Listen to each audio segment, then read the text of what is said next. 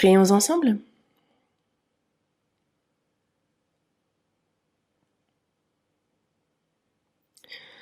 Dieu notre Père, toi qui nous aimes, toi qui es saint et miséricordieux, par le sang précieux versé par le Seigneur, tu as éternellement lavé nos péchés et fait que nous n'avons plus à recevoir ni la malédiction ni le jugement, et c'est sans aucun mérite de notre part que tu nous as sauvés. Tu nous as pris pour tes enfants, et tu nous as donné l'espérance glorieuse de pouvoir rentrer dans ton royaume éternel. Et pour toutes ces grâces, nous te remercions, nous te louons et nous te glorifions, toi seul Père. À cette heure, nous qui avons reçu la rédemption par le sang précieux versé par le Seigneur pour nous, sommes réunis devant toi. Nous louons cette grande grâce, ce grand amour, nous apprenons ta parole et nous te remercions de nous permettre de participer à cette réunion sainte dans le Seigneur. Dieu, et tes regards, et prends soin de chacun d'entre nous ici présents, que ta main miséricordieuse soutienne l'âme de chacun d'entre nous, et que ta grâce abondante, ta vie, la puissance du Saint-Esprit nous remplisse toujours davantage. Que le reste de notre vie ne soit pas vécu en étant honteux en tant que tes enfants, qu'elle ne soit pas vaine devant toi, mais que nous puissions pleinement remplir cette mission sainte que tu nous as confiée. Donne-nous ta grâce, ta sagesse et revêt-nous de ta puissance. Il y a nos frères et sœurs qui ne sont pas ici présents et qui en famille écoutent à la maison. À tous ces frères et sœurs, Dieu accorde-leur la même grâce. Soutiens-les par ta main miséricordieuse et puissante. À nos frères et sœurs qui sont dans la maladie, rétablis-les promptement, qu'ils puissent de nouveau vivre la vie qu'il leur reste pour ta gloire. Accorde-leur pour cela la santé.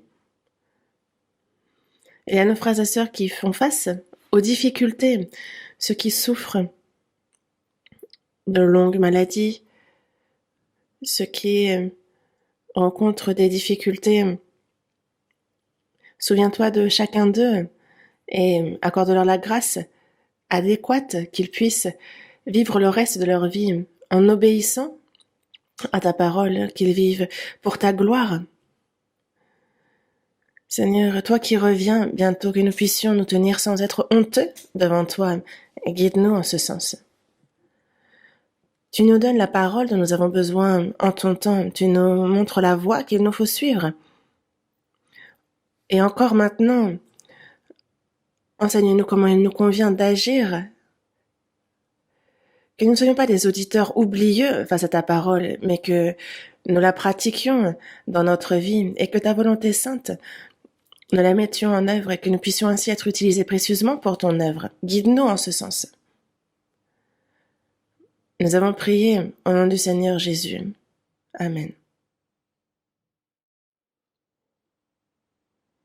Merci.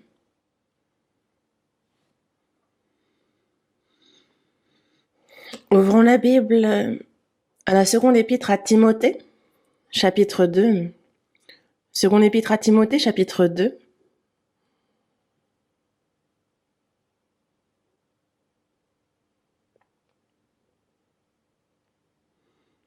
Seconde épître à Timothée, chapitre 2,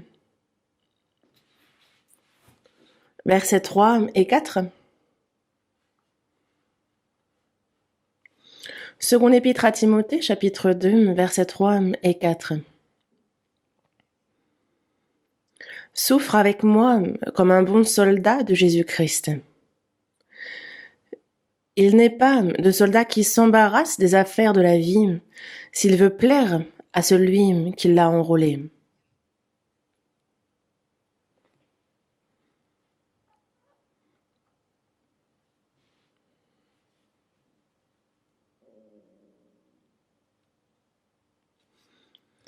Il a beaucoup plu. Et les dégâts causés par les inondations ont fait perdre la vie à plusieurs personnes, d'autres ont perdu leur maison. Et donc c'est une catastrophe qui touche un grand nombre de personnes. C'est vrai que au plan national, nous sommes également touchés par la pandémie de la Covid-19. Et ces inondations ne simplifient pas la tâche. Cette catastrophe naturelle, comme on pourrait la qualifier, eh bien là pour que ceux qui vivent sur cette terre, en y plaçant leur espoir, en souhaitant y vivre des années et des années, j'ai bien l'impression que Dieu souhaite couper court à cet espoir. Car plus il est difficile de vivre sur cette terre, et plus finalement nous confions en Dieu, nous coupons court à cet espoir qui pourrait nous rester concernant ce monde. On se rapproche de Dieu, de sa parole, on pratique davantage sa volonté. Et lorsque nous tiendrons devant lui, et ce dans peu de temps, nous pourrons ainsi nous tenir droit, sans être honteux devant lui, dans sa gloire. Et c'est vraiment le cœur que ce genre de situation nous donne, et même bien davantage. Dans un peu moins d'une semaine, il y a cette retraite d'été que nous attendons tous tant, et qui certes, nous ne l'aurons pas au centre de retraite comme d'habitude, mais c'est vrai que malgré les difficultés, les restrictions que nous connaissons, nous avons quand même cette retraite d'été. Et c'est vrai qu'au cœur de ces difficultés, nous prions davantage et nous avons cette passion de tout de même évangéliser. Et si c'est bien le cœur que nous avons, alors il est certain que Dieu va nous permettre de moissonner, de porter des fruits au-delà même de ce que nous pouvons imaginer. Et c'est bien pour cela que mais comment est-ce que l'on pourrait évangéliser avec de telles difficultés? Si on fait notre maximum, si on prie, et si nous évangélisons avec zèle ceux qui nous entourent et qui ne sont pas encore sauvés, nos familles, nos amis, nos proches. Car si nous ne prêchons pas, personne ne peut être sauvé. C'est pour cela qu'il nous faut nous préparer par la prière, bien à l'avance, évangéliser ceux qui nous entourent, et que tous, sans exception, évangélisent. Et je vous remercierai de participer à cette œuvre. Aujourd'hui, comme la fois précédente, le titre est le même, statut et vie du chrétien né de nouveau. Aujourd'hui, l'un des statuts parmi tous ceux que nous allons étudier, c'est que le chrétien est aussi un bon soldat. C'est à ce sujet que j'aimerais vous parler aujourd'hui, pour qu'on y réfléchisse ensemble. Et quelle est notre identité? Quel est notre statut en tant que chrétien? Nous l'avons déjà vu et nous le verrons encore dans l'avenir. Et il ne faut pas ignorer quel est notre statut, quelle est notre identité. Pendant que nous sommes vivants, que ce soit d'un point de vue social, que ce soit vis-à-vis de l'État, chacun nous avons un statut. Et cela s'applique aussi dans le cadre familial. Il y a le père, la mère, l'aîné, le benjamin, le cadet. Et selon le statut que nous avons, la tâche qui nous incombe diffère. De la même manière, en tant que chrétien, selon le statut que nous avons des tâches différentes. Et si jamais nous nions ce statut et que nous remplissons pas nos fonctions, alors cela trouble notre propre vie, on peut se perdre. Et l'on peut même devenir inutile. Nous ne possédons pas un statut comme ceux dont parlent les gens de ce monde. Non, en tant que chrétien, c'est désormais un statut divin, spirituel que Dieu nous a accordé. Et donc c'est incomparable avec les statuts dont ce monde parle. Et c'est bien pour cela que désormais, au cours de notre vie sur cette terre, il nous faut vivre en accord avec ces statuts que nous avons. Et selon comment nous vivrons, cela fera que lorsque le Seigneur reviendra, d'ici peu, lorsque nous tiendrons devant lui, nous pourrons alors être irréprochables, nous pourrons ne pas nous tenir dans la honte et pourront même être complimentés. Alors que d'autres seront peut-être dans la honte ou seront sujets à de sévères reproches. Ça, il faut le savoir. Car le temps, même s'il est court, ce temps que nous passons sur cette terre est lié directement à la gloire que nous recevrons dans le ciel. Et ce n'est quelque chose qu'il ne faut pas oublier une seule seconde. Les gens de ce monde vivent sur cette terre une vie courte, très limitée. Ils font les efforts, ils s'efforcent de vivre au mieux. Mais c'est temporaire et cela prend fin très vite. Mais toutefois, pour les chrétiens, on ne vit pas pour le présent. Et comme vous le savez, comme la Bible nous l'a dit, comme Dieu nous l'a promis dans sa parole, il y a un futur éternel qui nous attend, une gloire que Dieu a préparée. Et c'est pour ça que le moment présent, pour nous, prépare le futur. Ainsi, si il nous faut souffrir avec le Seigneur, nous devons être glorifiés avec lui. Ainsi, la vie du chrétien, nous souffrons pour le Seigneur, nous sommes face aux épreuves, aux difficultés, mais toutes ces choses ne sont pas vaines. C'est afin d'être glorifiés avec lui que nous souffrons avec lui. Et donc cela fait notre joie. Et donc aujourd'hui, nous allons nous intéresser à ce statut qui est d'être un bon soldat en tant que chrétien. C'est ce dont j'aimerais vous parler. Jusqu'à la fois précédente, nous avons vu déjà plusieurs statuts. Et qu'en pensez-vous? Si on ne fait qu'écouter et qu'on oublie, alors c'est inutile, n'est-ce pas? Ne pensez-vous pas? À chaque fois que l'on écoute, il faut que l'on se contente non pas seulement d'être sauvé, mais qu'on se rende compte à quel point tous ces statuts qui nous accordés sont précieux, combien cette vie sur cette terre est pour nous un temps de préparation à cette éternité que l'on passera dans le ciel. Et donc, il faut que l'on vive la vie qu'il nous reste à vivre sur cette terre en accord avec les statuts divins que nous avons. Car c'est bien la grâce qui nous a sauvés. Et c'est la grâce de Dieu pour notre vie. Et c'est la puissance du Saint-Esprit aussi. Au cours de notre vie. Et nous avons besoin de sa sagesse, nous avons besoin de sa force. C'est Dieu qui nous donne toutes ces choses pour que nous puissions vivre comme il se doit notre vie de foi. Et si ce sont des choses que l'on met de côté et que l'on va suivre notre gré, on va vivre comme bon nous semble et notre corps, alors non seulement ça ne fonctionne pas, mais en plus c'est vraiment une vie difficile que nous allons vivre.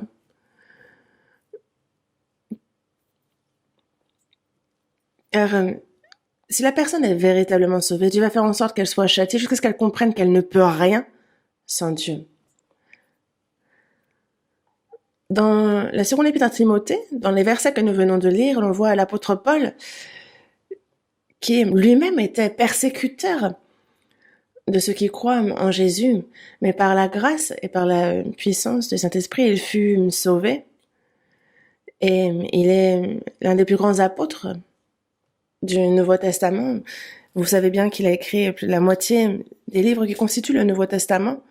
Et depuis son salut, il se rend ensuite, toute sa vie, il évangélise, il va ensuite à Rome, il y prêche, il vit seulement pour l'évangile, il vit seulement pour la volonté de Dieu. Mais c'est là où il sera pourtant exécuté. Mais alors qu'il est donc emprisonné à Rome, il sent que la mort est proche. Et donc il s'adresse à Timothée, qui est selon lui l'enfant légitime en la foi, et il lui laisse cette épître, un peu comme un testament, avec ses dernières requêtes, ses dernières volontés. Et parmi donc cette épître, on voit dans le verset 3, il est dit « Souffre avec moi comme un bon soldat de Jésus-Christ. »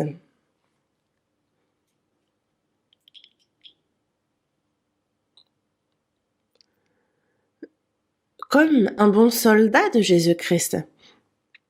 Souffre avec moi signifie moi aussi, j'ai souffert.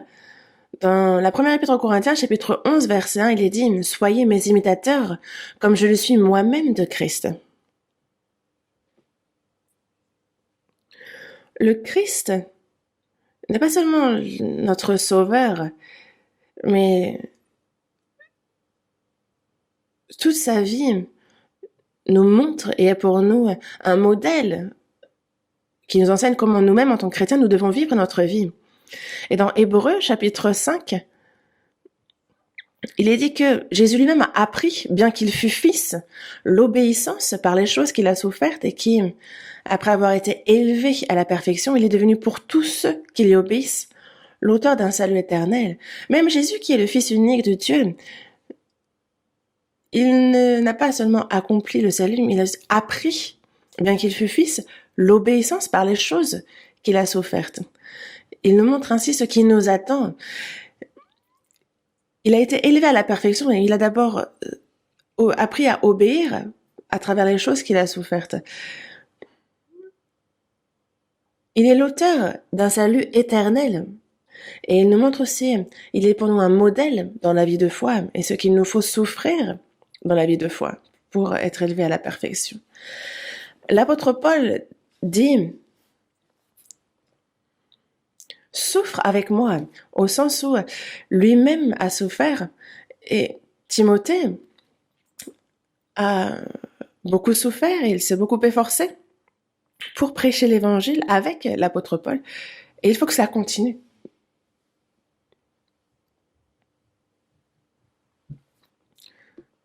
Il n'est pas de soldat qui s'embarrasse des affaires de la vie s'il veut plaire à celui qui l'a enrôlé.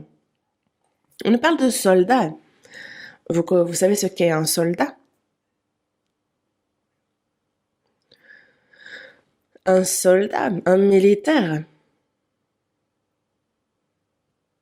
Et quand on voit ces versets, on se dit « Ah, ce sont des versets qui ne s'adressent qu'aux prédicateurs et qui s'adressent en particulier à ceux qui prêchent la parole. » Alors comment est-ce qu'un simple chrétien peut-il devenir un bon soldat? Je ne sais pas si des personnes pensent ainsi, mais sachez que c'est une mauvaise manière de penser.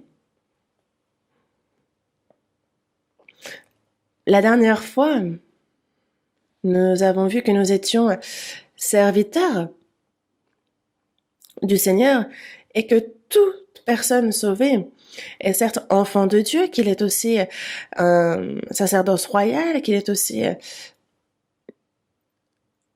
héritier, co-héritier.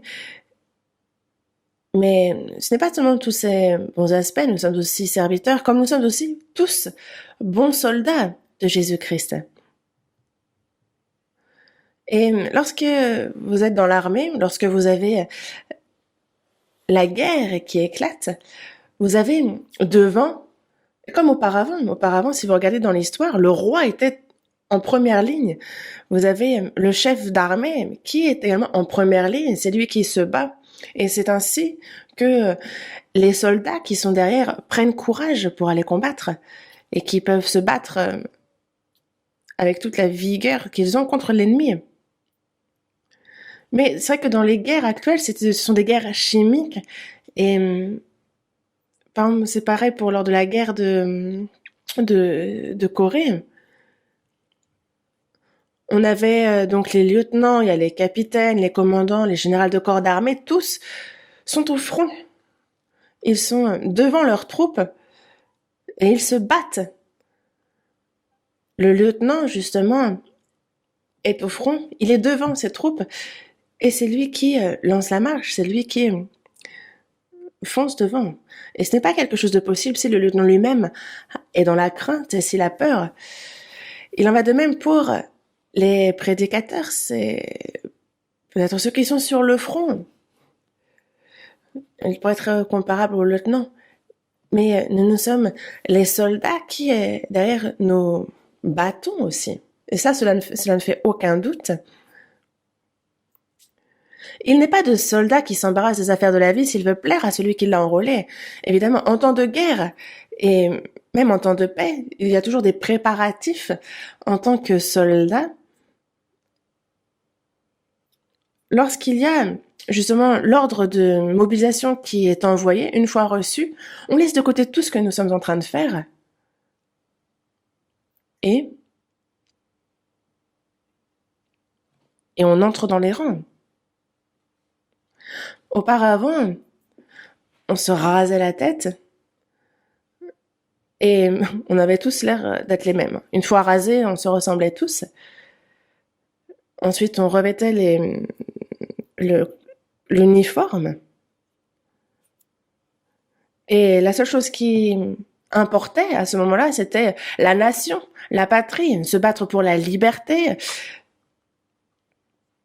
Dans l'histoire de l'humanité et aussi dans l'histoire de la guerre, à la guerre, soit on est vainqueur, soit on meurt. Et c'est pour cela que nous, c'est une guerre spirituelle, une guerre divine dans laquelle nous sommes lancés. Et c'est pour cela que nous qui avons été appelés, nous avons été mobilisés comme soldats, il dit que il n'est pas de soldat qui s'embarrasse des affaires de la vie s'il veut plaire à celui qui l'a enrôlé. Bon, l'ordre de mobilisation est arrivé, mais moi je me dis, bon, j'ai ma femme, j'ai mes enfants, je fais ci, je fais ça, donc je ne peux pas y aller. Non, ce n'est pas des situations possibles. En temps de guerre, cela n'est pas recevable. On ne peut pas accepter une telle chose. C'est une question de vie, de mort. C'est une question de est-ce que le pays continue d'exister ou non. Ça ne peut pas être plus important que les affaires personnelles. On ne peut pas faire passer l'individu avant la nation. Et donc, préserver la nation est bien plus important que l'individu. Et c'est bien pour cela que il n'y a pas de soldat qui s'embarrasse des affaires de la vie. Les affaires de la vie ne vont pas être une excuse pour ne pas rejoindre les rangs. Et quand je dis cela, certains me disent, bon, que ce soit les affaires, que ce soit le travail, tout ça, on laisse de côté, il faut qu'on entre dans les rangs, qu'on soit soldat. Non, chacun, nous avons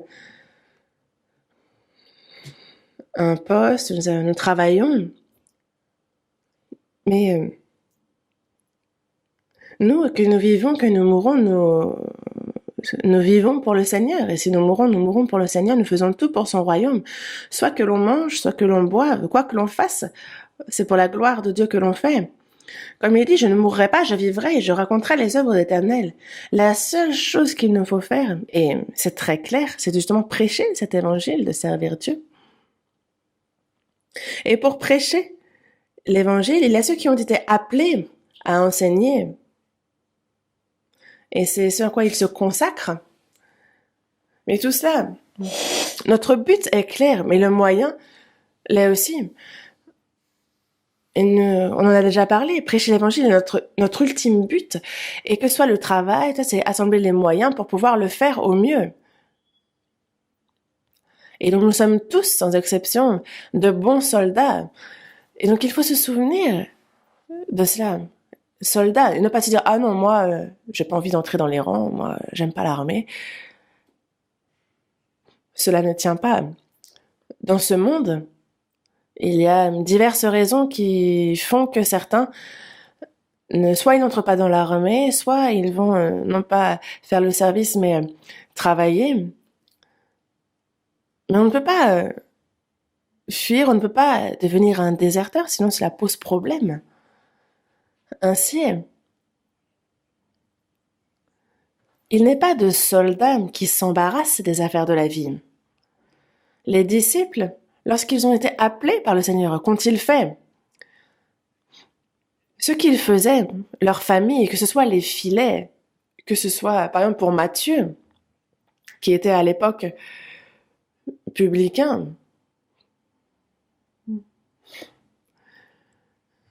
et il avait une tâche de trésorerie un peu, et peu importe, même si c'était une bonne fonction, lorsqu'on lui a dit, suis-moi, il a tout laissé sur place, et dès ce moment-là, il suivit le Seigneur. Il a ainsi écrit l'évangile selon Matthieu. Et c'est ce que tous les disciples de Jésus ont fait. Il est dit, quiconque met la main à la charrue et regarde en arrière n'est pas propre au royaume de Dieu. Une personne qui donc se lance dans le travail, qui met la main à la charrue, mais s'il regarde en arrière, il n'est pas propre à l'œuvre de Dieu, à son royaume. Et ces versets aussi, il nous faut nous en rappeler. Notre salut est ce qui est de plus merveilleux dans notre vie. Et désormais, nous avons cette vie qu'il nous faut mener si nous voulons entrer dans la gloire. Et ce n'est pas un long fleuve tranquille. On vit seulement pour la gloire de Dieu, pour son œuvre. Et cela sous-entend beaucoup de souffrances, beaucoup d'épreuves. Soyez de bons soldats. Et il n'y a aucun soldat qui s'embarrasse des affaires de la vie. Et donc, lorsque nous faisons quelque chose, nous en profitons pour prêcher l'évangile. Il arrive que parfois, lorsque l'on prêche l'évangile, on ne puisse pas faire ce que l'on veut. Il arrive que l'on meure en prêchant l'évangile. Et donc, tout ce que nous faisons en tant que bons soldats, c'est prêcher cet évangile. Et donc, il ne nous faut pas oublier que c'est l'un de nos statuts. Ainsi, dans Philippiens, chapitre 2, verset 25, quand on regarde ce verset, on nous parle du frère Épaphrodite. L'apôtre Paul nous en parle et il dit de ce frère que c'est son compagnon d'œuvre et de combat.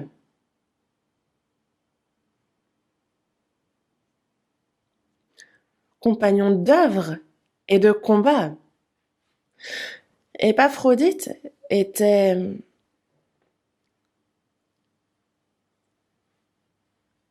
de Philippe et il faisait des allers-retours entre Philippe et Rome, là où a été emprisonné Paul, et donc il a beaucoup aidé. Et c'est pour ça que l'apôtre Paul dit d'Épaphrodite qu'il est son compagnon d'œuvre et de combat, car il l'a beaucoup aidé. Puis Aquilas aussi étaient des compagnons, donc c'était ensemble qu'ils œuvraient. Et il a dit qu'il était également un compagnon de combat. Dans Philémon, dans le chapitre 1, verset 2, on nous parle d'Archippe, qui est également un soldat de Christ. Évidemment, Archippe est un simple fidèle.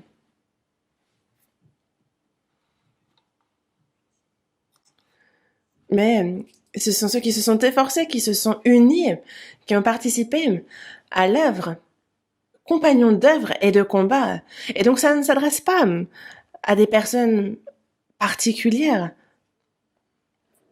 Et c'est bien pour ça que chacun d'entre nous ne devons pas oublier que nous sommes de bons soldats de Christ. Dans la première épître à Timothée, chapitre 6, verset 12, on voit l'apôtre Paul qui dit « Combat le bon combat de la foi ». Un soldat, il se bat, n'est-ce pas?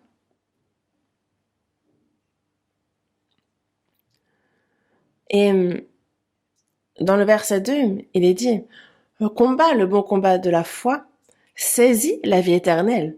Et quand on regarde ce verset, on dit « Oh, bon, combat le bon combat de la foi, ok, mais saisis la vie éternelle. Je suis sauvé, j'ai déjà la vie éternelle. Est-ce que ça veut dire qu'il faut que je reçoive de nouveau le salut? Non, il faut bien garder, donc préserver cette vie. Et que cette vie, on montre justement que l'on vive en adéquation avec à cette vie éternelle. Le diable ne peut nous prendre notre salut, mais il peut faire en sorte qu'une personne sauvée ne puisse vivre sa vie de foi. Une personne qui a reçu la vie éternelle, il peut faire en sorte qu'elle ne vive pas en adéquation avec ce statut. Une personne qui a la vie éternelle doit s'en saisir, doit vraiment la préserver, doit aussi surtout briller en fonction, en accord avec cette vie éternelle. combat le bon combat de la foi, saisit la vie éternelle. Et dans la seconde épître à Timothée, chapitre 4, versets 7 et 8, juste avant que l'apôtre Paul ne meure à Rome, il dit « J'ai combattu le bon combat, j'ai achevé la course, j'ai gardé la foi, désormais la couronne de justice m'est réservée. » J'ai combattu le bon combat, j'ai achevé la course, j'ai gardé la foi. Désormais, la couronne de justice m'est réservée. L'apôtre Paul a donc achevé sa course. Jésus-Christ aussi sur la croix dit, tout est accompli. Qu'a-t-il accompli? Il a parfaitement accompli le salut.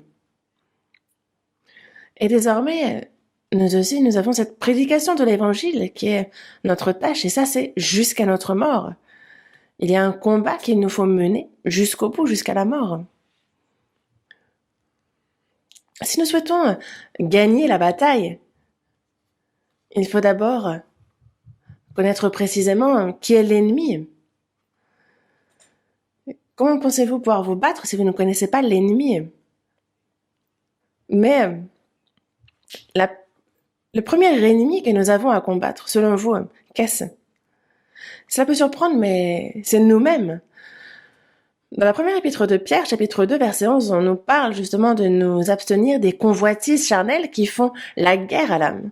Et non pas la guerre à l'âme de quelqu'un d'autre, mais à notre propre âme. Pourquoi? Parce que le diable agit justement dans la chair. C'est dans la chair qu'il agit. Et c'est pour ça que dans Éphésiens, chapitre 2, du verset 1 au verset 3, il est dit, « Vous étiez morts par vos offenses et par vos péchés, dans lesquels vous marchiez autrefois. »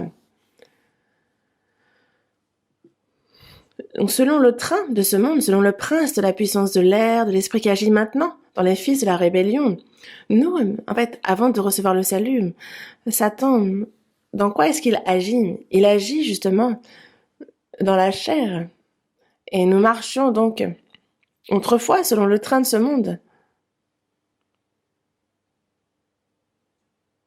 Et nous aussi, en fait, auparavant, nous tous aussi, nous étions de leur nombre et nous vivions autrefois selon les convoitises de notre chair. On accomplissait les volontés de la chair et de nos pensées.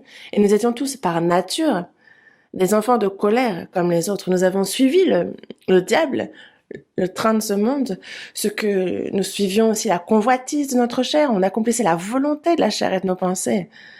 Et il est bien dit justement que ça, c'est inimitié contre Dieu. C'est pour cela que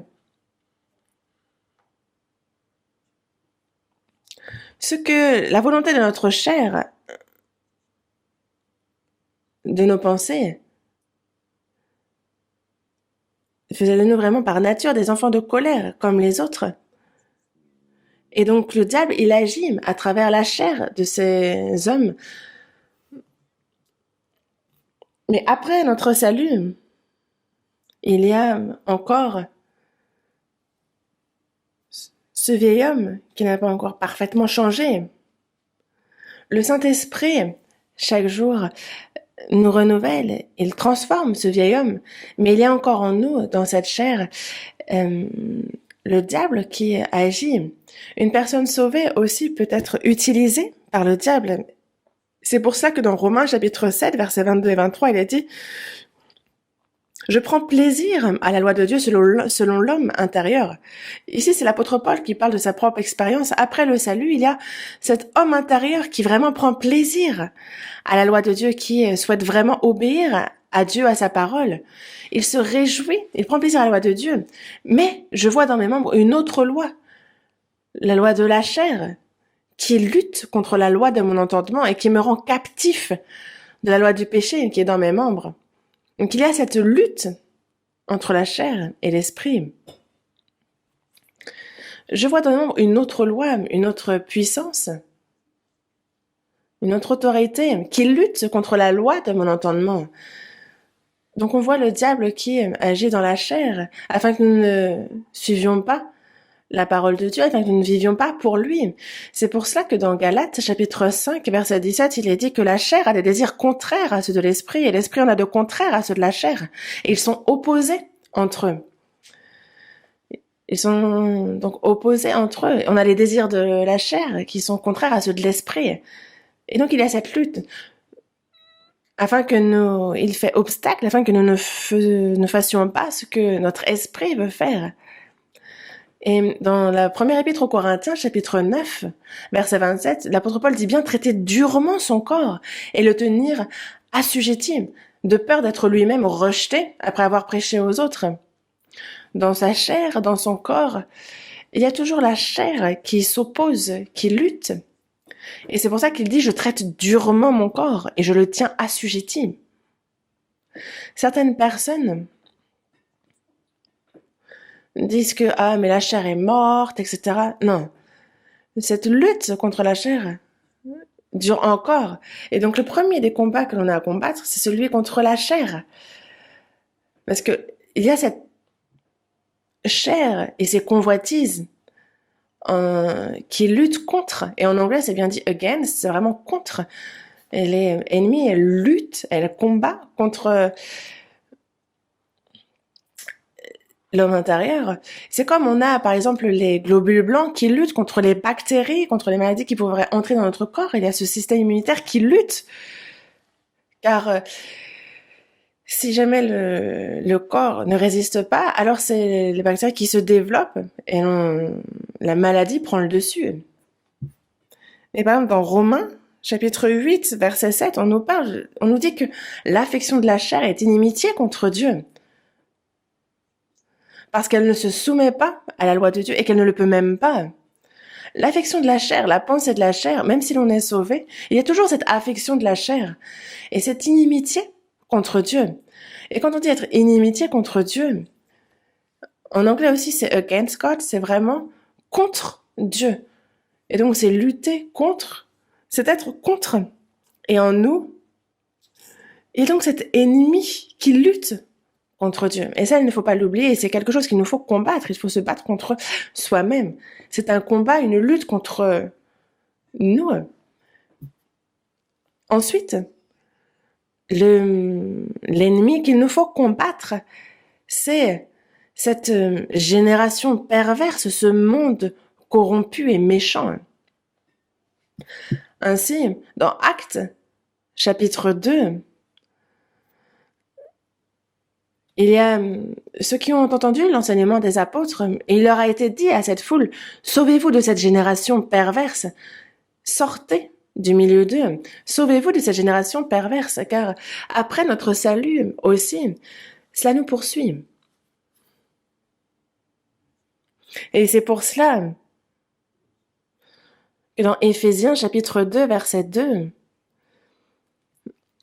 il dit donc, on marchait autrefois selon le train de ce monde. Qu'est-ce que le train de ce monde? C'est un peu comme comme un vent qui souffle. Regardez avec les inondations, vous voyez les voitures qui sont emportées par les eaux, avec le vent qui soufflait et qui emportait les voitures. Et c'est un peu la même chose. Le prince de la puissance de l'air, il utilise toutes les choses de ce monde pour entraîner les hommes jusqu'en enfer.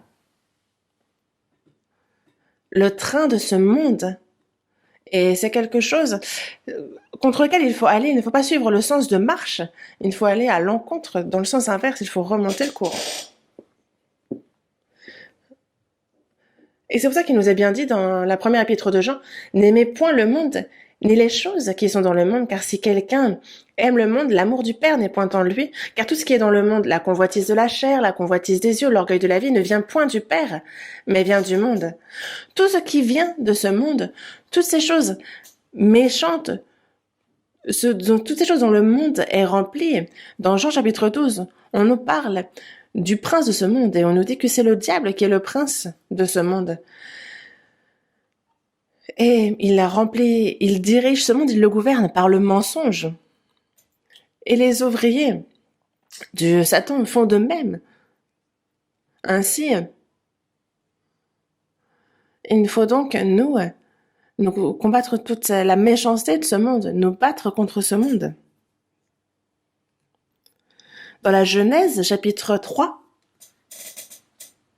du verset 4 au verset 6, on voit le diable qui, dans le jardin d'Éden, a fait chuter Ève, en lui disant, mais vous ne mourrez point si vous en mangez. Dieu sait que le jour où vous en mangerez, vos yeux s'ouvriront. Il nous a dit, le jour où vous en mangerez, vous mourrez, mais ce n'est pas le cas. Vous serez comme des dieux lorsque vous en mangerez. Il a ainsi tenté, séduit Ève. Et Ève n'avait jamais remarqué, mais elle écoute ce que lui dit le diable. Et elle se dit, ah, peut-être que... Et le diable n'apparaît jamais en tant que diable. Le serpent de l'époque ne devait certainement pas être comme le nôtre. Un peu dégoûtant, non. À l'époque, non. Et tout d'un coup, l'arbre lui a semblé bon à manger, agréable à la vue. Il avait l'air d'être précieux pour l'intelligence. Et donc, elle en prie. Le serpent lui dit, mais vous ne mourrez point. Dieu sait juste que, justement, si vous en mangez, vos yeux s'ouvriront et vous serez comme des dieux. Donc, il a fait en sorte qu'elle ne croit pas en Dieu, qu'elle doute de ce que Dieu a dit. Alors que Dieu a fait l'homme à son image. Il aurait suffi d'être obéissant, de s'humilier, et alors, mais non, ils ont voulu être comme des dieux. Et donc, elle a chuté, elle a tenté également son mari, qui a lui aussi chuté. Et c'est par les mêmes méthodes que le diable nous tente par les choses visibles, par les choses, la convoitise des cieux, l'orgueil de la vie, la convoitise de la chair. Il nous montre des choses bonnes à manger, agréables à la vue, des choses qui ont l'air précieuses pour voir l'intelligence. C'est par cela qu'il nous tente, et c'est dans cela qu'il nous traîne jusqu'en enfer. Et c'est pour cela que le prince de la puissance de l'air, c'est lui qu'il nous faut combattre. Ce monde qu'il gouverne par le mensonge, ce monde au travers duquel, il agit. Dans la première épître de Jean, chapitre 5, verset 4, il est dit que tout ce qui est né de Dieu triomphe du monde. Et la victoire qui triomphe du monde, c'est notre foi. Qui est celui qui a triomphé du monde, sinon celui qui croit que Jésus est le Fils de Dieu? Et donc, une personne sauvée se bat contre le diable, elle se bat contre ce monde. Et ce sont des choses qu'il nous faut donc combattre. Dans la seconde épître aux Corinthiens, chapitre 5, verset 7, il est dit, nous marchons par la foi et non par la vue. Les choses charnelles, les choses, justement, qui est de ce monde, les choses visibles, toutes ces choses-là. Mais vraiment, le diable utilise les choses matérielles, les choses visibles, les choses actuelles pour faire tomber et tenter les gens, pour les pousser à pécher. Dans la seconde épître aux Corinthiens, chapitre 4, verset 10, il est dit que nous regardons non point aux choses visibles, mais à celles qui sont invisibles. Car les choses visibles sont passagères et les invisibles sont éternelles. Les choses visibles, les choses agréables à la vue, les choses belles, toutes les choses de ce monde-là sont des choses passagères qui sont là pour un instant puis disparaissent. Et ce sont des appâts du diable. Et une fois que l'on est attrapé par ces choses, paf, c'est l'enfer. Nous aussi, nous suivions auparavant ces voies-là. Mais nous avons été sauvés. Mais nous n'en sommes pas encore complètement détachés. Et il ne faut pas oublier que ce sont des choses que le diable continue d'utiliser pour essayer de nous faire tomber dans la foi. Avec les choses de ce monde. Et c'est quelque chose qu'il fait continuellement d'ailleurs. Il est dit, nous ne regardons pas aux choses visibles, mais à celles qui sont invisibles. Nous suivons les promesses de Dieu. C'est sa grâce, c'est l'espérance glorieuse qu'il nous a accordée. C'est sur cela que nous portons nos regards et que nous suivons dans notre vie. Et aussi, ce qu'il nous faut aussi combattre, c'est le diable, qui est bien notre plus grand ennemi. Le diable, déjà, signifie ennemi. Dans Éphésiens, chapitre 6, verset 12, et les versets qui suivent, il est dit que nous n'avons pas à lutter contre la chair et le sang, mais contre les dominations, contre les autorités, contre les princes de ce monde des ténèbres, contre les esprits méchants dans les lieux célestes. Et nous ne luttons donc pas contre la chair et le sang, mais vraiment contre les esprits méchants dans les lieux célestes, contre les princes de ce monde des ténèbres, contre les autorités, contre toutes ces autorités, toutes ces dominations.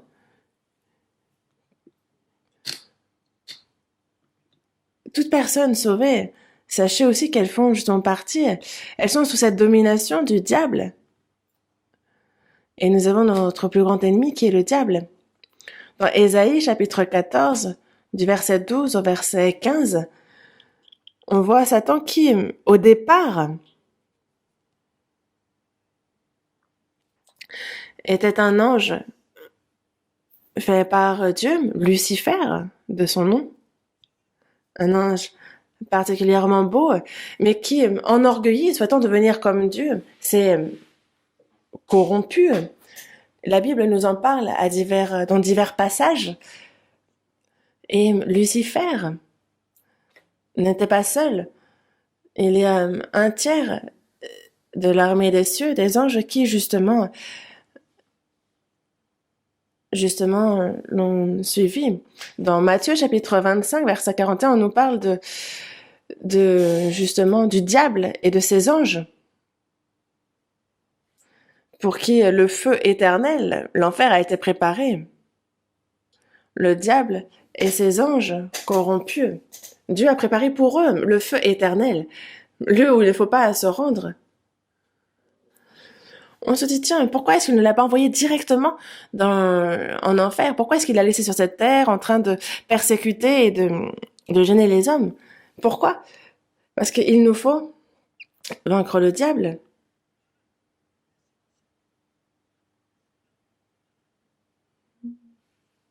Pour entrer justement dans la vie, dans la gloire de Dieu, cette position qu'a zioté, qu'a vraiment envié le diable, lui qui voulait être comme Dieu, mais c'est afin de nous forger, de nous entraîner. C'est une chose sûre. Dans Jean chapitre 8, verset 40, il dit, en fait, vous avez pour père le diable et vous voulez accomplir les désirs de votre père. Les religieux souhaitaient aussi, c'est ce qu'ils faisaient. Ils faisaient comme leur père, parce que le père est meurtrier dès le commencement, il ne se tient pas dans la vérité, parce qu'il n'y a pas de vérité en lui. Et lorsqu'il profère le mensonge, il parle de son propre fond, car il est menteur et le père du mensonge. Le diable est meurtrier. Depuis le jardin d'Éden avec Adam, et Abel aussi, qui par la foi a offert un agneau pour sacrifice à Dieu. Dieu a reçu cette offrande. Il a justifié Abel et c'est ce qu'a envié Caïn. Dans la première épître de Jean, chapitre 3, verset 12, il est dit de ne pas ressembler à Caïn, qui était du malin et qui tua son frère. Il était du malin, donc il a tué son frère, parce que dès le commencement, il n'y a pas de vérité en lui. Lorsqu'il profère le mensonge, il parle de son propre fond, car il est menteur et le père du mensonge. Il est vraiment meurtrier. Meurtrier et menteur. Il est le père du mensonge. Et il ne passe son temps à mentir. Et nous luttons donc contre le diable. Dans Apocalypse, chapitre 12, verset 9, on dit justement, on nous parle du grand dragon, du serpent ancien. C'est comme ça qu'on appelle le diable et Satan. Celui qui séduit toute la terre. Il séduit toute la terre. Il la sépare de Dieu. Il fait en sorte qu'il ne croit pas en la vérité. Ainsi, nous luttons contre le diable. Évidemment, il nous faut lutter contre lui. L'histoire de l'humanité, c'est une lutte contre le diable. Nous aussi, nous sommes dans le camp de Dieu et nous luttons contre le diable. Nous sommes soit pour lui ou contre lui. C'est soit l'un, soit l'autre. Mais avant d'être sauvés, nous étions dans le camp du diable, mais dès que nous furent sauvés, nous sommes dans le camp de Dieu et désormais nous luttons contre le diable. La vie de foi, c'est la guerre, c'est vraiment un combat contre le diable.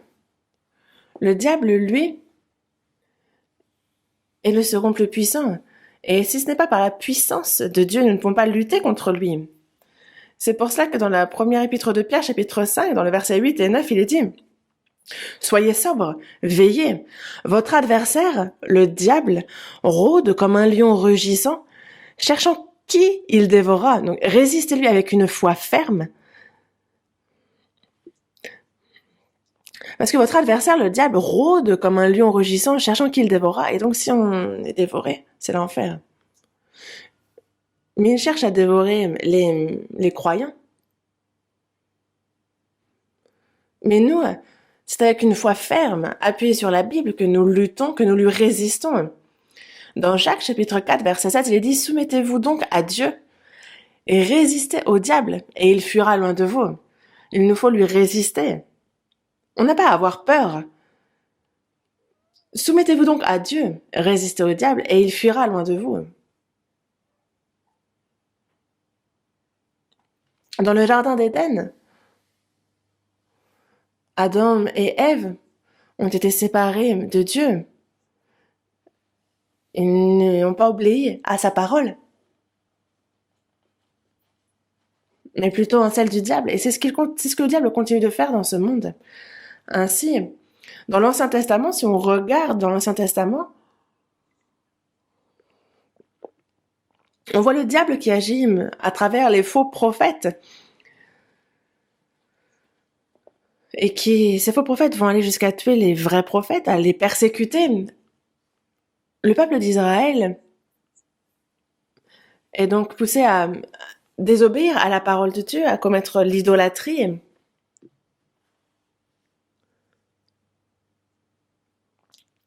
Et ce sont des choses que nous voyons. Encore, quand on lit la Bible, on se dit, mais comment est-ce que le peuple d'Israël peut faire une telle chose?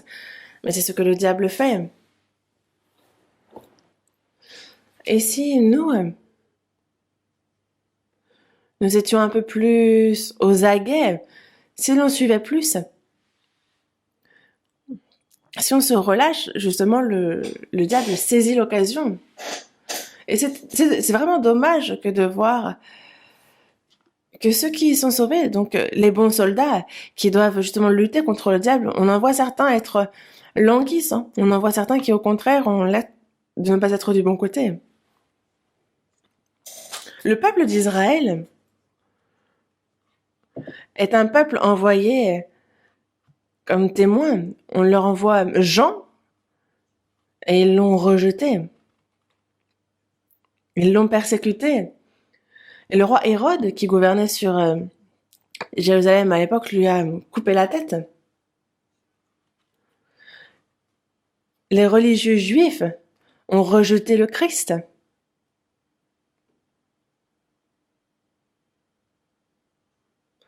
Et au final, ils ont été le faire crucifier et mourir sur la croix.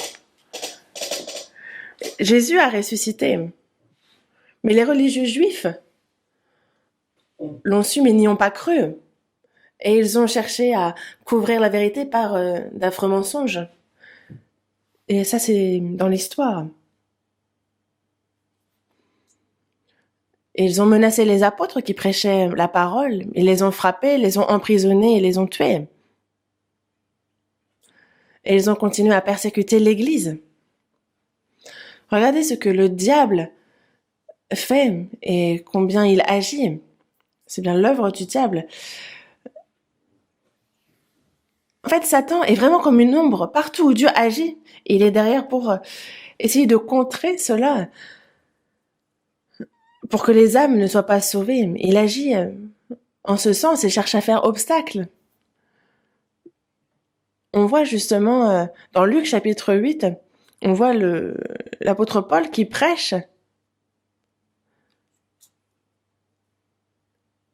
Et il parle justement de Élymas, qui était un magicien.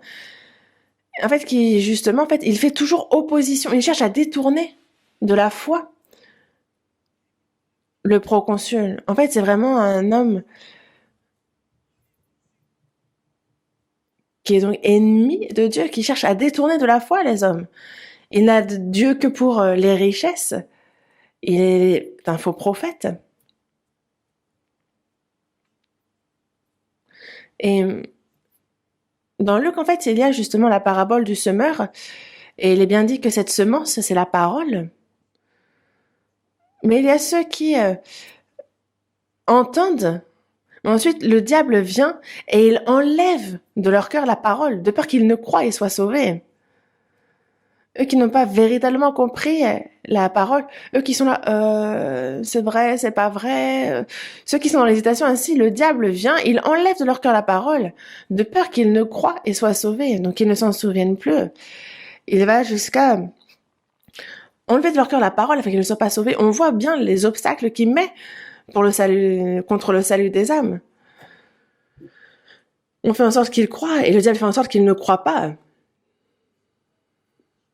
Il n'est pas si simple que de prêcher, car il y a le diable qui, derrière, sans cesse, œuvre aussi pour faire obstacle pour empêcher que les âmes soient sauvées.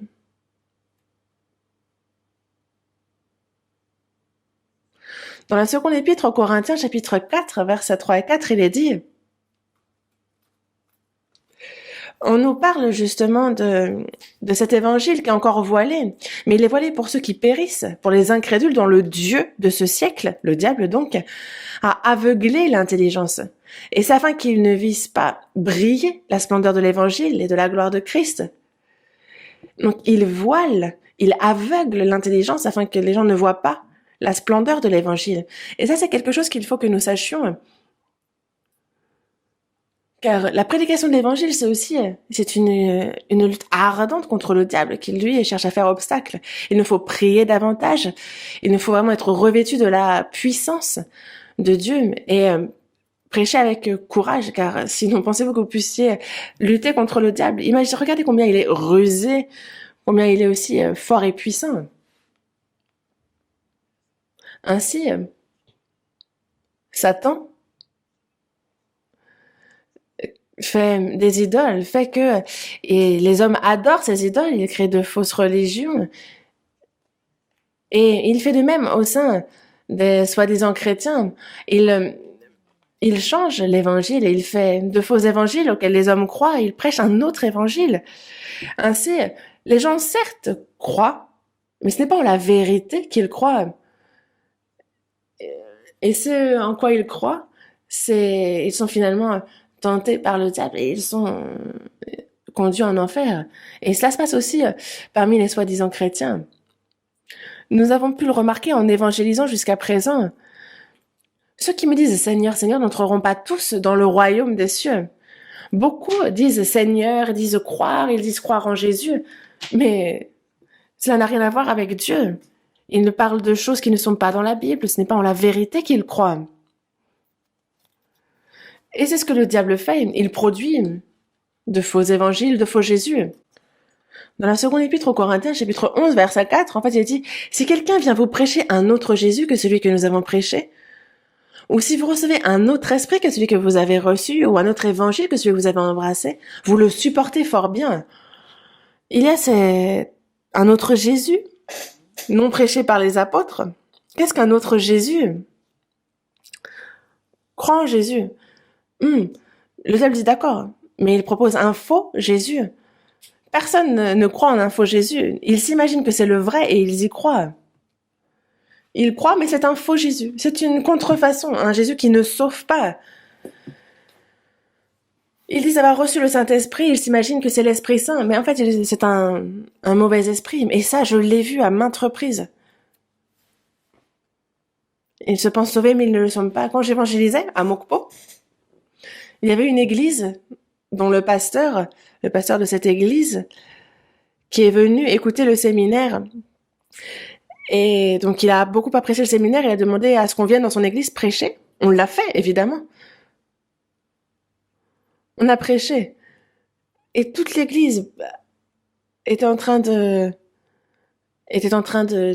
parler en langue. Ils étaient remplis de mauvais esprits. J'ai prêché 3 jours. Et ils étaient tous en transe, moi, tu sais. J'ai dit, ah, on va pouvoir continuer. En fait, je lui ai demandé, est-ce que vous pensez que c'est le Saint-Esprit qui les fait agir ainsi? Il a dit, ah oui, je pense. Mais c'est pas le Saint-Esprit, ils sont de mauvais esprits. Et il dit, mais si on dit qu'une personne a reçu le salut, qu'elle a reçu le Saint-Esprit, est-ce que vous pensez que c'est quelqu'un d'orgueilleux? Ah oui, oui, c'est orgueilleux.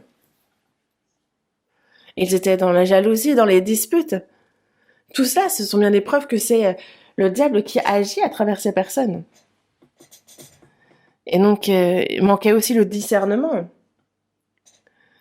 Quand on voit tous ceux qui étaient en train de déambuler, pensant à être remplis du Saint-Esprit, c'était un mauvais esprit. Et c'est quelque chose qu'ils supportent fort bien. C'est pour ça que dans la seconde épître aux Corinthiens, chapitre 11, verset 14, il parle d'un autre évangile, d'un autre Jésus, d'un autre esprit. En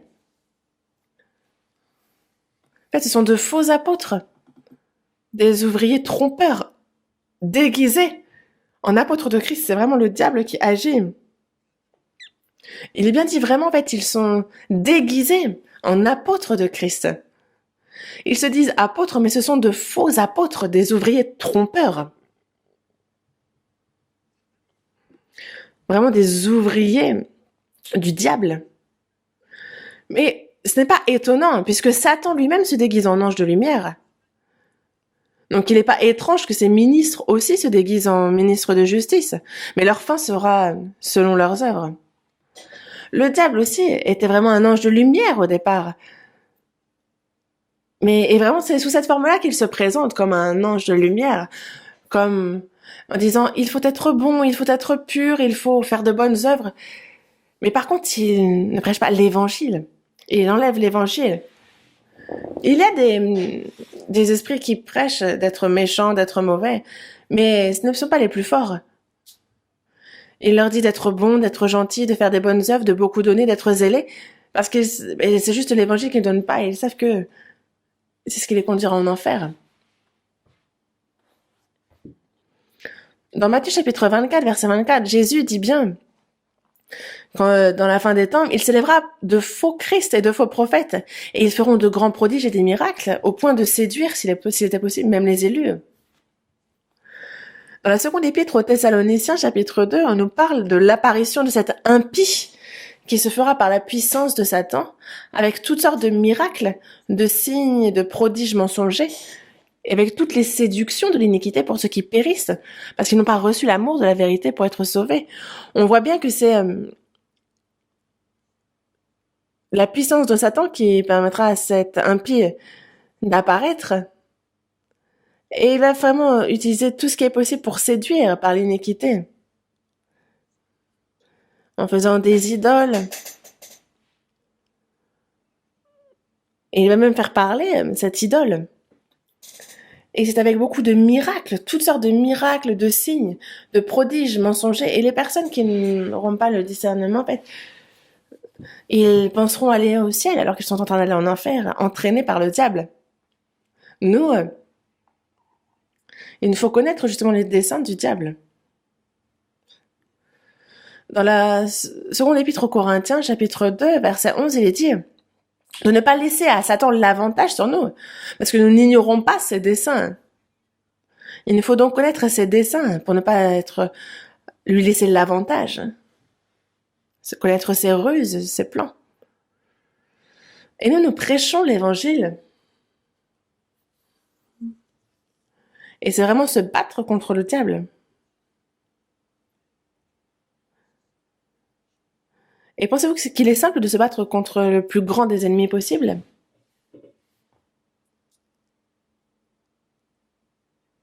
Dans Philippiens, chapitre 1, versets 27 et 28, il s'adresse au sein de Philippe et il dit, il les invite à demeurer fermes dans un même esprit et à combattre d'une même âme pour la foi de l'évangile. Et sans être effrayé aucunement par les adversaires. De demeurer ferme dans un même esprit et de combattre d'une même âme. L'apôtre Paul, justement, prêche À Philippe, il est emprisonné, il est mis par on lui met les fers, et à partir de ce moment-là, on voit les persécutions qui touchent l'Église continuellement. Mais il est dit de ne pas se laisser effrayer aucunement par les adversaires. Nous prêchons l'évangile de Dieu et donc Dieu est avec nous. Et donc, si nous évangélisons avec courage, sans crainte, Dieu vraiment agit à travers nous. Il nous faut la foi en cela, car Dieu est bien plus fort, il triomphe du monde de Satan, il est bien plus fort que Satan. Voyons dans la première épître aux Corinthiens, chapitre 16.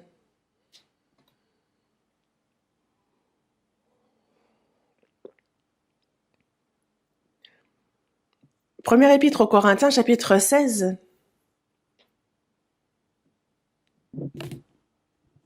Première épître aux Corinthiens, chapitre 16, verset 9. Chapitre 16, verset 9. Car une porte grande et d'un accès efficace m'est ouverte, et les adversaires sont nombreux. L'apôtre Paul, partout où il allait, Dieu était avec lui. Les portes de l'évangélisation s'ouvraient et l'œuvre du salut des âmes s'accomplissait. Une porte grande et d'un accès efficace m'est ouverte. Et en même temps, il dit les adversaires sont nombreux. Là où Dieu est manifesté, il y a toujours le diable derrière qui agit. Et les adversaires sont nombreux. On ne les compte plus. Ils sont nombreux. Il y avait bien plus de faux prophètes que de vrais prophètes dans l'Ancien Testament. À l'époque de Jésus, les Juifs, les religieux juifs étaient tous ouvriers de Satan. À l'époque des apôtres aussi, il y avait de faux apôtres et on ne les compte même plus. Alors imaginez à notre époque.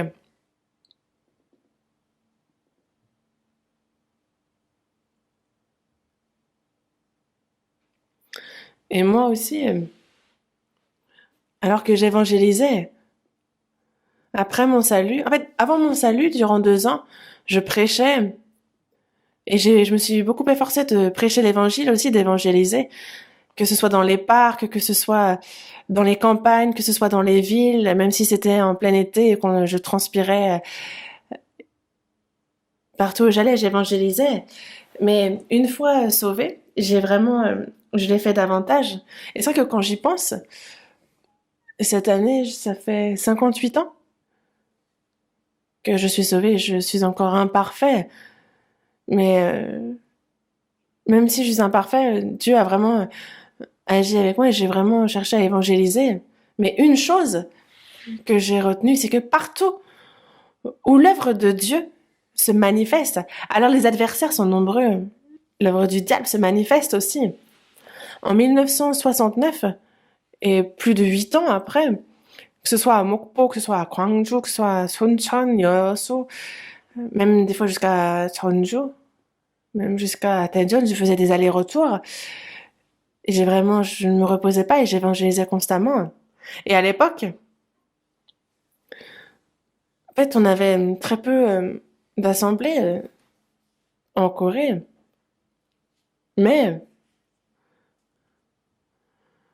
en continuant de prêcher, on voyait l'œuvre du salut qui s'accomplit, les gens être sauvés.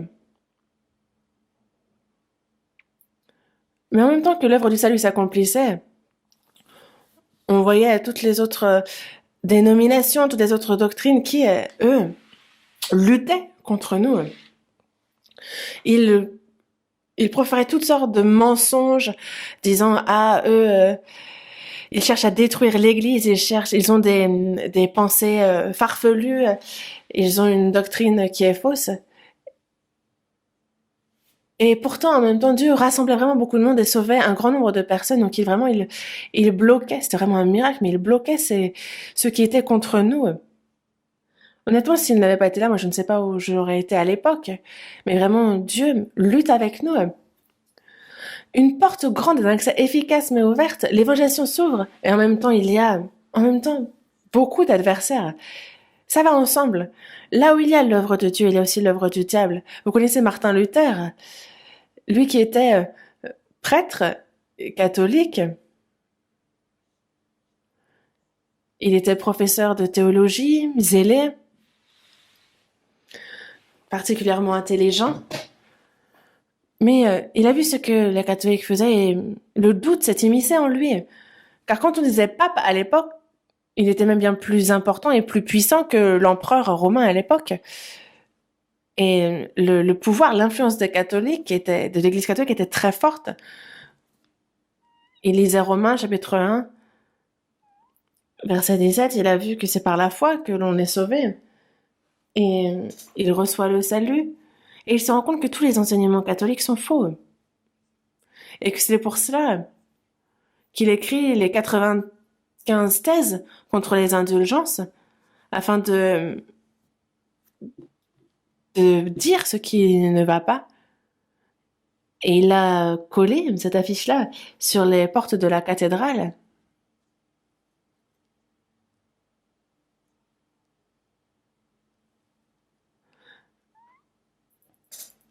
Et en fait, en général, quand on colle un peu comme une attaque, il y a des contre-attaques. Mais en fait, il n'y a eu aucune contre-attaque vis-à-vis de ce qu'il disait. Personne qui ne se soit soulevé contre lui. Mais l'autorité catholique faisait pression sur un grand nombre de la population. Et donc, la population a commencé à se dire, ah oui, c'est pas faux, c'est pas faux. Il arrivait justement, il y avait vraiment, le pape avait par exemple une autorité absolue. Il pouvait tuer. Et justement, par exemple, Luther a été scandalisé par le commerce des indulgences qu'avait instauré le pape pour financer la construction de la basilique Saint-Pierre de Rome. Et donc, une grande lutte a commencé entre le pape et Luther. Et c'est pour ça que du côté du pape, ils l'ont excommunié.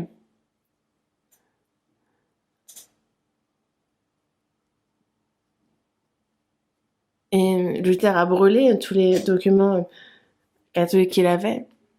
Et il a déclaré, justement, parce que on lui avait demandé de se rétracter, mais il ne l'a pas fait.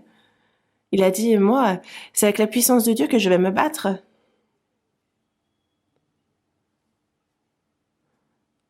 Et les catholiques disent que ça c'est sectaire et donc beaucoup ont été brûlés sur le bûcher à cause de cela. Luther aussi a risqué de nombreuses fois sa vie, mais il s'est dit, si je meurs, je meurs. Et il a combattu avec courage. Vous connaissez certainement cela en détail. Martin Luther, quelqu'un de remarquable, qui a aussi été protégé par Dieu. Et tous ont cherché à le tuer. Mais il n'était pas tué, il était certes battu. Il a été, d'ailleurs, ils auraient voulu le condamner à mort, mais ils l'ont simplement condamné à être frappé. Il est revenu.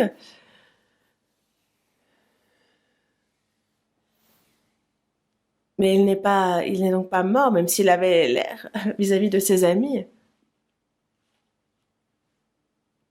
En fait, justement, il devait se rendre pour un autre procès, mais c'était très dangereux pour sa vie, même s'il avait un document qui attestait qu'il le protégeait. En fait, il a été kidnappé entre-temps par une de ses connaissances. Il a été mis dans un château, le château de Wartburg, et en fait, c'est là où il a traduit en allemand tout le Nouveau Testament. Luther était donc enfermé dans une petite cellule du château afin de le préserver pour qu'il ne soit pas tué. Et je me suis rendue là-bas, j'ai vu cette petite salle là où il avait traduit. Et Dieu était vraiment avec Luther et il lui a permis de triompher. Comme vous le savez, il y a un cantique qui dit, n'est-ce pas, en fait, les paroles de ce cantique est un cantique qui dit « Il est mon refuge, il est ma forteresse ». Cette forteresse et il est invité à combattre et à ne pas craindre, car avec Dieu, on lutte et on triomphe.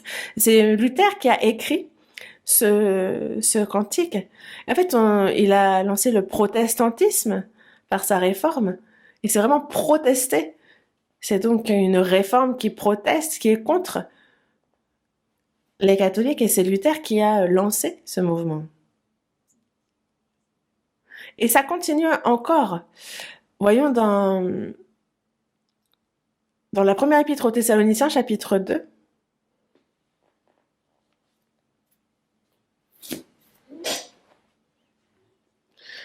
Première épître aux Thessaloniciens, chapitre 2, verset 2.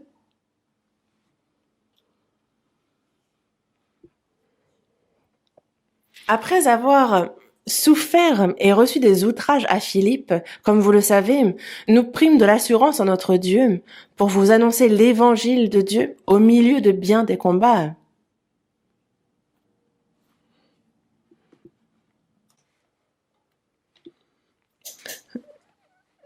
Donc Philippe, l'apôtre Paul était à Philippe et prêchait. Il a été fortement aidé par Dieu. Mais il a dit une prime de l'assurance entre Dieu pour vous annoncer l'évangile de Dieu au milieu de bien des combats. Car il a souffert, il a reçu des outrages à Philippe. Mais c'est au milieu de bien des combats contre le diable, qu'ils ont pu prêcher l'évangile au péril de leur vie. Celui qui a peur de mourir, de perdre la vie, ne peut être efficace sur le champ de bataille. Et nous avons annoncé l'évangile de Dieu au milieu de bien des combats. Cela ne se fait pas comme ça de prêcher l'évangile. L'évangile est arrivé jusqu'à nous, mais imaginez le nombre de personnes pour qu'il arrive jusque nous, Jésus est mort sur la croix, les apôtres ont été faits martyrs. Et pendant que l'évangile est arrivé jusqu'à nous, de nombreux ouvriers de Dieu, de nombreux saints ont été jusqu'à mourir, on ne les compte plus. Quand on regarde les guerres dans ce monde, il y a plusieurs raisons, mais la raison la plus récurrente, c'est un problème d'idéologie. Vous savez aussi, par exemple, lorsque le communisme a cherché à justement à régner, la Corée aussi était en péril. On avait du rouge un peu partout, et s'il n'y avait pas eu le président Lee Seung-man, on ne sait pas trop ce qui se serait passé. Mais pas seulement. Par exemple, les communistes aussi ont pris la Corée du Nord et cherchaient à s'emparer de la Corée du Sud. Et c'est le monde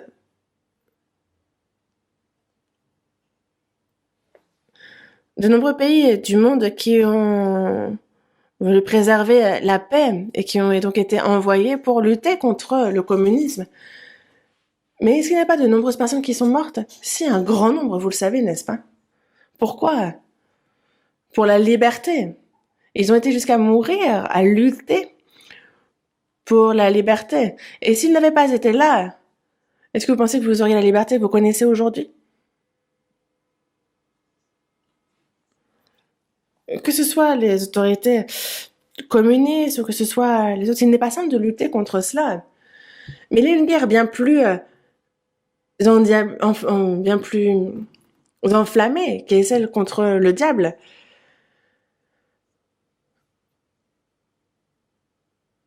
Lorsque justement David était dans les montagnes en train de paître les troupeaux, et lorsqu'il y avait des ours, des loups, des lions qui venaient, qu'est-ce qu'il faisait? Lorsque l'un d'eux prenait une de ses brebis, il allait à sa poursuite, il se battait contre l'animal sauvage, et il reprenait justement cette brebis des crocs de la bête sauvage. Et donc il luttait, il se battait, et il frappait. Ce n'était pas seulement Samson qui tuait des lions. Lorsqu'il avance et se bat contre Goliath, David dit bien que Dieu m'a protégé, il m'a sauvé des crocs des ours et des lions. Il me protégera de toi. Et s'il n'avait pas eu cette expérience-là dans les montagnes, il n'aurait pas pu avancer vers Goliath et Goliath l'aurait certainement tué. Mais en même temps que David est comme le bon berger, on voit aussi, il est un peu comme Jésus qui a justement brisé la tête de Satan. Il est devenu roi d'Israël. David. Mais encore maintenant, il y a de, du Seigneur. Et il y a toutes ces brebis qui ne sont pas encore dans cette bergerie. Et est-ce qu'il est simple de les ramener dans la bergerie? Non, parce qu'il y a le diable qui souhaite vraiment les entraîner en enfer. Et c'est pour cela que il nous faut combattre l'autorité du diable. Il nous faut le combattre si nous voulons pouvoir justement que les âmes soient sauvées. Ainsi, dans Philippiens, chapitre 1, verset 30, il est dit que vous soutenez le même combat que vous m'avez vu soutenir et que vous apprenez maintenant que je soutiens. En fait, c'est le même combat, le combat pour le salut, le combat de l'évangile. Quand j'étais à Philippe, vous l'avez vu. Vous m'avez vu soutenir ce combat.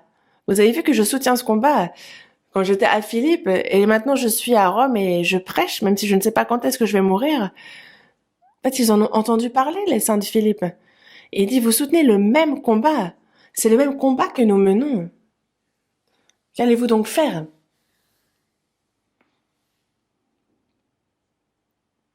Il faut vivre pour l'évangile. Il faut aussi souffrir et lutter pour cet évangile. C'est quelque chose que l'on ne peut pas éviter. C'est obligatoire, c'est incontournable. Dieu a créé ce monde et depuis le début de l'histoire de l'humanité et jusqu'à la fin de ce monde, il y a lutte contre le diable. Et il n'y a pas de fin à cette guerre avant la fin du monde. Mais Dieu lui-même agit à travers les hommes et c'est ce que fait le diable aussi. Il œuvre à travers les hommes. Il y a ces hommes qui, pour un homme, on est soit du côté de Dieu, soit du côté du diable.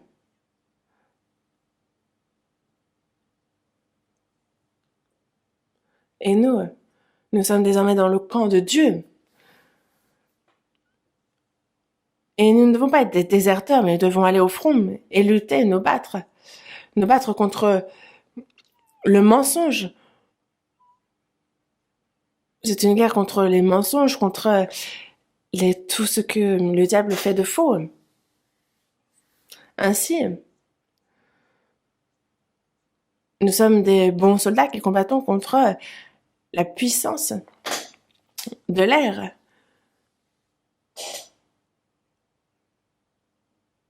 Et nous connaissons bien les desseins du diable pour pouvoir lutter contre lui, car il est menteur, il est le père du mensonge, il est également meurtrier. Et quelles sont nos armes?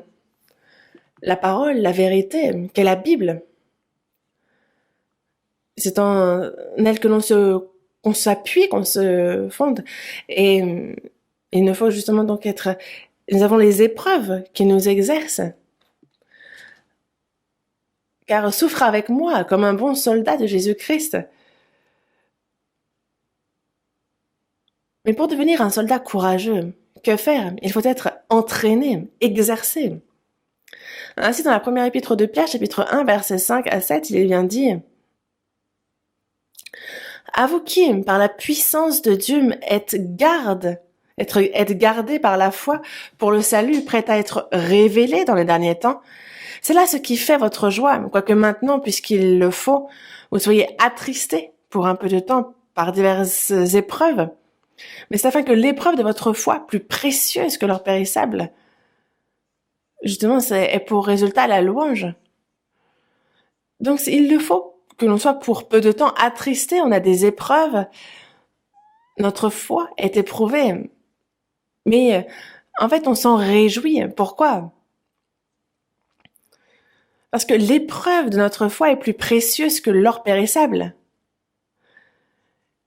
L'or périssable lui-même qui est éprouvé par le feu. Mais en fait, c'est afin qu'on ait pour résultat la louange, la gloire et l'honneur lorsque Jésus-Christ apparaîtra. Nous sommes donc éprouvés, nous faisons face à diverses difficultés, diverses épreuves. Et c'est afin que l'on soit entraîné, exercé au combat.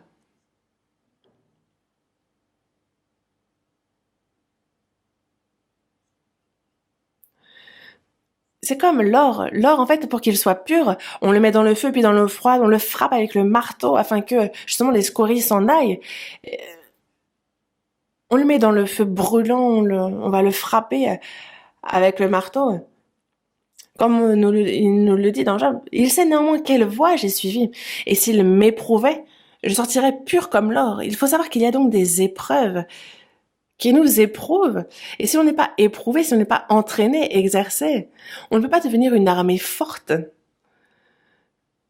Imaginez une armée qui soit non entraînée, qui va sur le champ de bataille.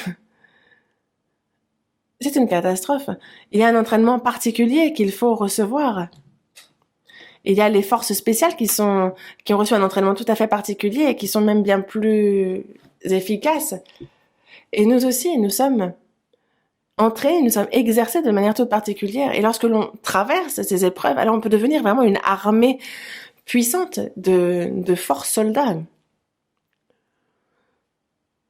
Nous sommes de bons soldats, mais si nous ne sommes pas des soldats entraînés, alors on n'a pas la force. Dès qu'il y aura une toute petite difficulté, on sera là, ah là là, mais je vais mourir. On va s'inquiéter, se faire du souci, se plaindre, être découragé. Pourquoi? Certaines personnes pourraient devenir prédicateurs, mais non. Pourquoi? Parce qu'ils ne sont pas du tout éprouvés. On se dit, ah, même si elle devient prédicateur, en fait, il faut d'abord qu'elle soit davantage éprouvée. Mais ce n'est pas seulement les prédicateurs, hein, nous aussi, tous, il faut qu'on soit éprouvés.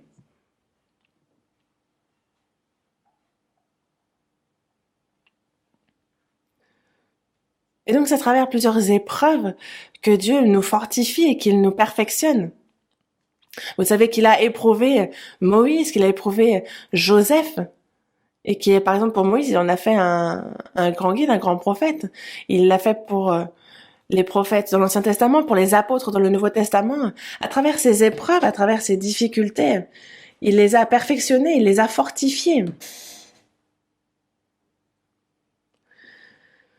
Il n'est pas de soldat qui s'embarrasse des affaires de la vie s'il veut plaire à celui qui l'a enrôlé.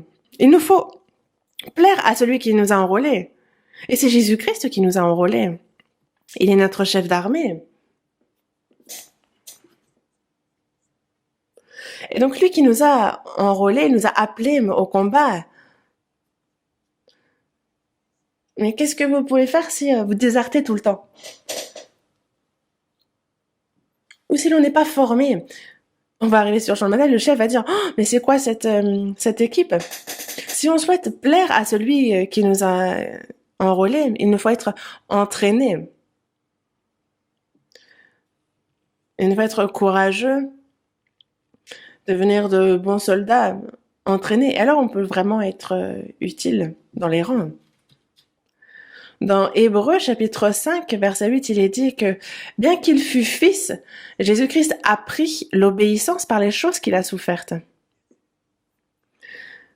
Jésus aussi, bien qu'il fût fils, il fut pour nous un modèle d'obéissance par les choses qu'il a souffertes. Il a vraiment appris à être obéissant par les choses qu'il a souffertes.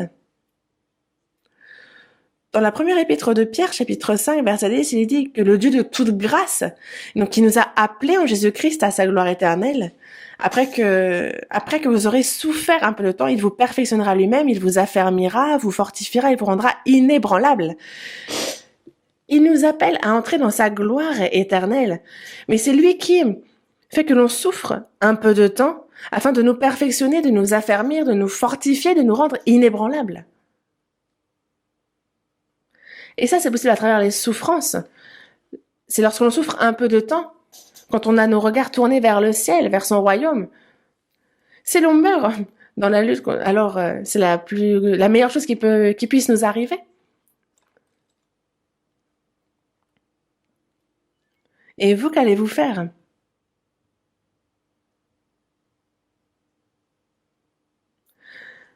Après, on meurt une fois, n'est-ce pas? Est-ce que vous ne pensez pas qu'il faudrait vivre avec courageux, lutter courageusement, puis retourner dans les bras du Seigneur?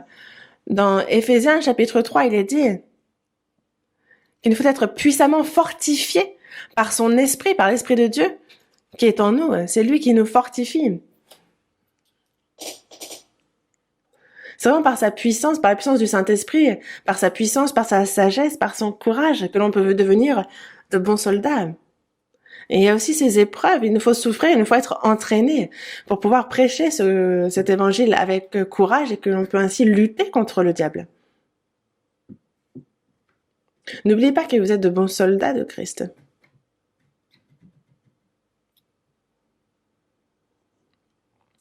Jésus-Christ a souffert sur la croix et à travers cela, il a accompli le salut, cet évangile de grâce.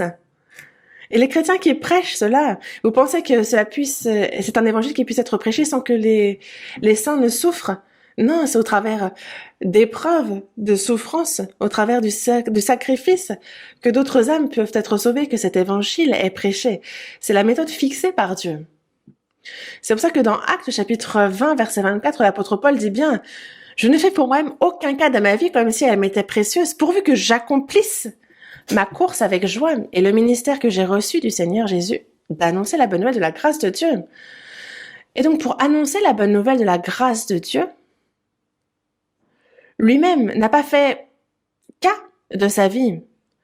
Dans la seconde épître aux Corinthiens, chapitre 11, à partir du verset 23 et les versets qui suivent, on voit bien ce qu'il a souffert. Vraiment,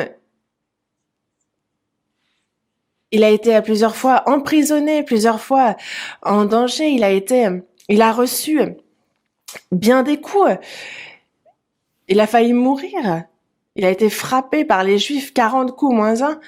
3 fois, il a été battu de verge. Il a été une fois lapidé. Il a fait naufrage. Il a passé 1 jour et une nuit dans l'abîme.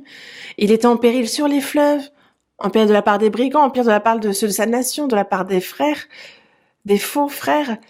Il a été dans l'éveil, dans la faim, dans la soif, dans les jeûnes multipliés, dans le froid, dans la nudité. Et c'est la voie qu'il nous faut suivre aussi. Est-ce que ça vous fait peur? Pas besoin d'avoir peur. Il n'y a rien à craindre. Dans Hébreux chapitre 12, verset 4, il est dit « Vous n'avez pas encore résisté jusqu'au sang en luttant contre le péché. » Lutter contre le péché, c'est lutter contre cette autorité du diable. Comment? Il faut se battre jusqu'à la mort, il faut résister jusqu'au sang. Vous avez peur de verser votre sang, vous avez peur de mourir. Il est bien dit que si on vit pour le Seigneur, et si on meurt pour le Seigneur. Donc soit donc que nous vivions, soit que nous mourions, nous sommes au Seigneur. Regardez tous les apôtres, regardez tous les disciples, tous ceux qui ont prêché la parole sont morts pour cet évangile. Et c'est juste avec courage qu'ils ont prêché cet évangile et ils ont été tués alors qu'ils prêchaient. Nous aussi, c'est jusqu'au dernier instant qu'il faut qu'avec courage, nous vivions une belle vie et qu'on la vive pour le Seigneur. C'est ce qu'il y a de mieux, non? Et nous sommes donc... Quelle est notre tactique en tant que bons soldats dans cette guerre spirituelle? Il est bien dit donc qu'on n'a pas à lutter contre la chair et le sang. Non, mais c'est contre les esprits. C'est pour ça qu'il faut nous armer, n'est-ce pas? L'armure de la vérité, le bouclier, la ceinture, avoir l'épée, qui est l'épée de l'esprit, qui est la parole de Dieu. Mais c'est avec armée ainsi que l'on peut combattre le diable. Dans la première épître de Pierre, chapitre 5, verset 9, dans le verset 8 et 9, il est dit « Résistez-lui avec une foi ferme. Il nous faut donc veiller à être sobre. Il nous faut résister avec une foi ferme, sachant que les mêmes souffrances sont imposées à vos frères dans le monde. Parce que si cela arrive dans le monde, nous, que faut-il que nous fassions? Nous aussi, il nous faut prêcher, être ferme.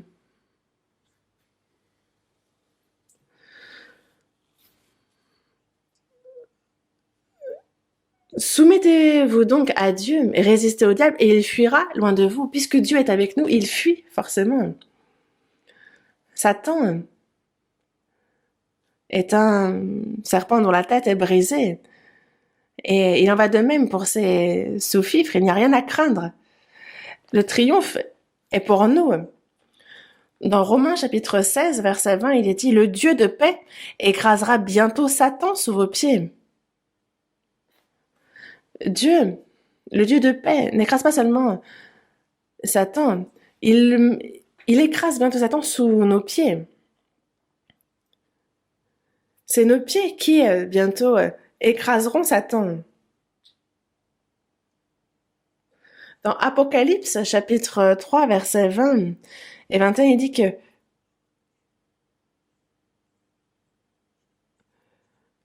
je me tiens à la porte et je frappe. Si quelqu'un entend ma voix et ouvre la porte, j'entrerai chez lui, je souperai avec lui, lui avec moi. Celui qui vaincra, qui est celui qui vaincra?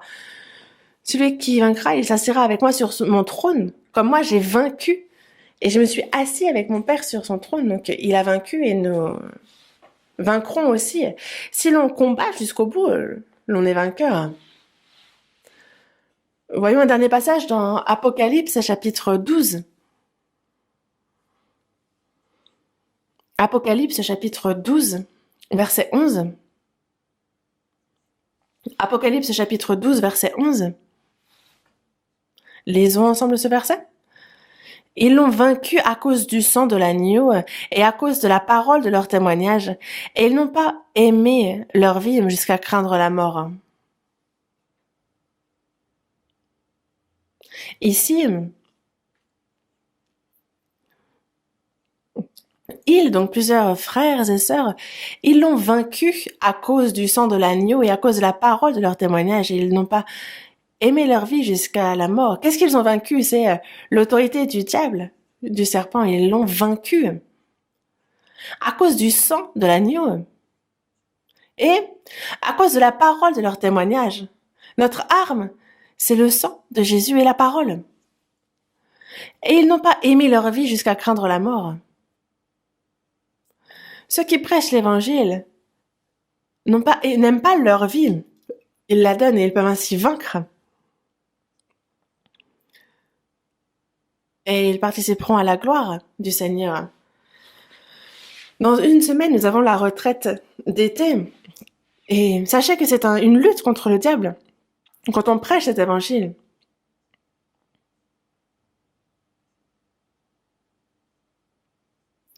Le diable, lui, cherche à emmener toutes les âmes en enfer. Et nous, il faut vraiment que l'on brise la tête de Satan et que ces âmes-là, on les guide vers le ciel. Il n'y a rien à craindre du diable, car Dieu est avec nous et il nous fait triompher. Et donc cette fois-ci aussi, dans cette guerre contre le diable, dans la prédication de l'évangile, j'aimerais que l'on agisse ensemble pour le salut du plus grand nombre. Prions ensemble. Dieu notre Père, toi qui es miséricordieux, en cette fin des temps, tu nous as sauvés et tu nous permets de grandir dans ta parole, dans ta vérité et tu nous fortifies, tu nous affermis pour qu'on puisse lutter contre les ennemis. Et nous te remercions de nous permettre de participer à ton œuvre qui guide de nombreuses âmes à ta parole et à ton œuvre du salut. Il y a ce grand séminaire pour la retraite d'été aussi, et que tous les frères et sœurs puissent, revêtus de la force du sang de Jésus et de ta parole, que l'on puisse briser l'autorité de la mort du diable et que de nombreuses âmes soient sauvées et qu'elles puissent revenir à toi et que tu sois ainsi grandement glorifié. Toi, Dieu qui est avec nous, revêt-nous de toute ta puissance pour que l'on puisse triompher. Nous y croyons et nous t'en remercions, Seigneur. Par ta parole, par ton courage, tu nous fortifies et qu'à travers nous, ton âme puisse grandement s'accomplir. Utilise-nous selon ta volonté. Nous avons prié au nom du Seigneur Jésus qui nous aime. Amen.